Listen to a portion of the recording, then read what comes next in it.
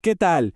Hoy nos vamos a meter de lleno en una de las corrientes más fascinantes y a la vez más desconocidas del misticismo judío.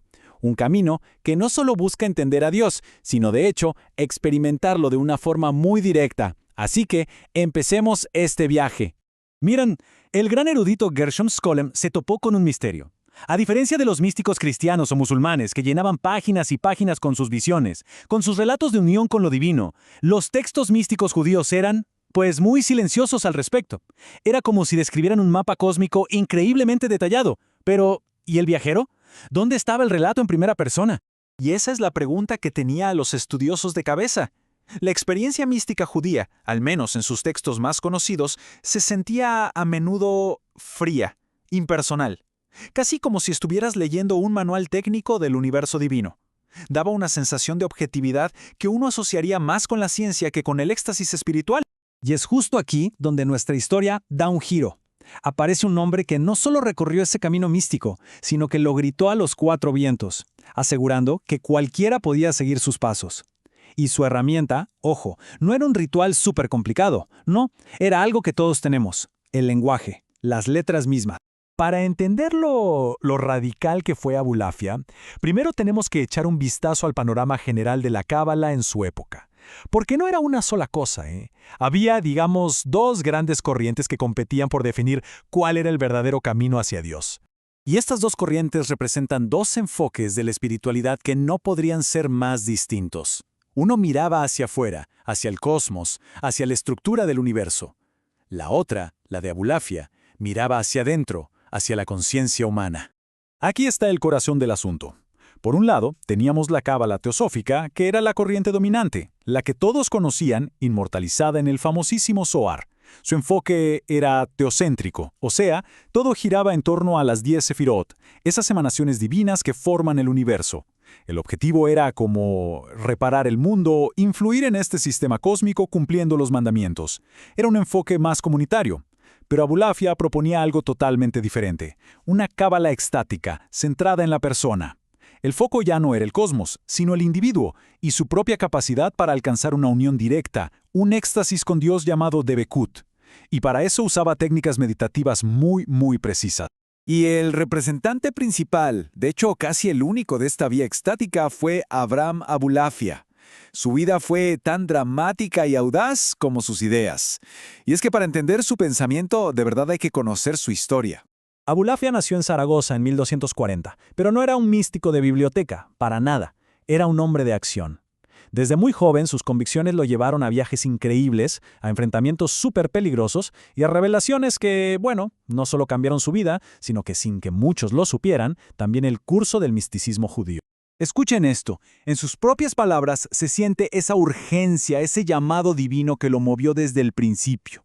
No era simple curiosidad intelectual, ¿saben? Era una necesidad espiritual, una búsqueda casi desesperada del mítico río Sambatión, donde él creía que iba a encontrar a las tribus perdidas de Israel.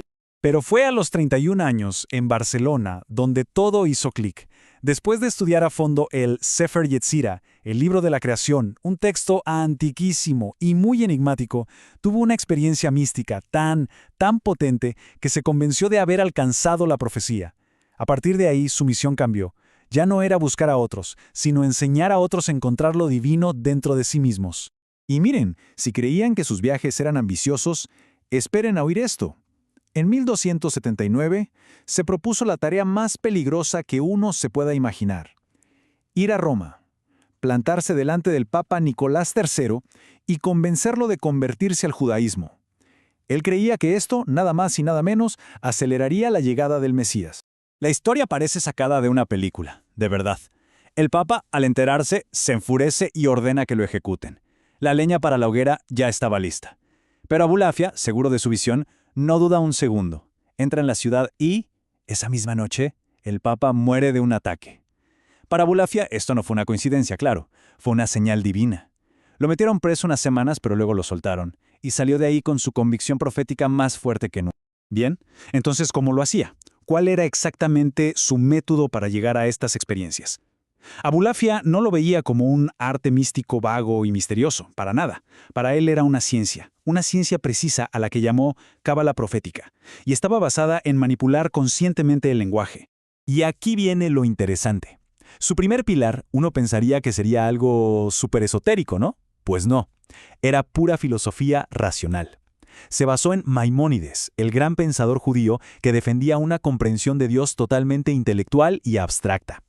Para Abulafia, el éxtasis no era perder la razón, sino llevarla a su máxima potencia.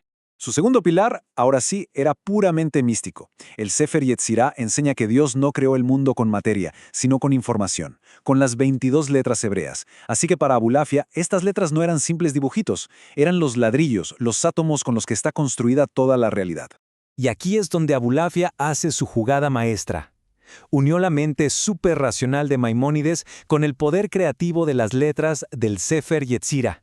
Su idea era que, si lograbas dominar la ciencia de la combinación de letras, podías literalmente desatar los nudos del alma. Y así permitías que tu intelecto se uniera con el intelecto divino. Y eso para él era la profecía. Pero bueno, ¿cómo se veía esto en la práctica? Lejos de ser un trance pasivo, era una técnica muy activa, que involucraba todo el cuerpo y la mente. Primero, la recitación. Se cantaban combinaciones de letras con melodías muy específicas. Después, la respiración. Se usaban patrones controlados para dirigir la energía. A eso se le sumaba el movimiento. La cabeza se movía siguiendo la forma de las vocales que se cantaban. Y finalmente, la contemplación. Se visualizaban y combinaban las letras mentalmente, abriendo la mente para recibir un flujo de pensamiento divino. A pesar de tener un sistema tan detallado y de sus afirmaciones tan audaces, uno pensaría que Abulafia se convirtió en una celebridad en su tiempo, ¿verdad? Pues pasó todo lo contrario. Sus ideas se consideraron peligrosas. ¿Por qué? Pues porque al proponer un camino directo, personal, para alcanzar la profecía, sin necesidad de intermediarios, estaba desafiando toda la estructura de la autoridad rabínica de la época. El rabino Salomón ibn Adret de Barcelona, que era una figura de un poder inmenso, lo denunció con muchísima fuerza.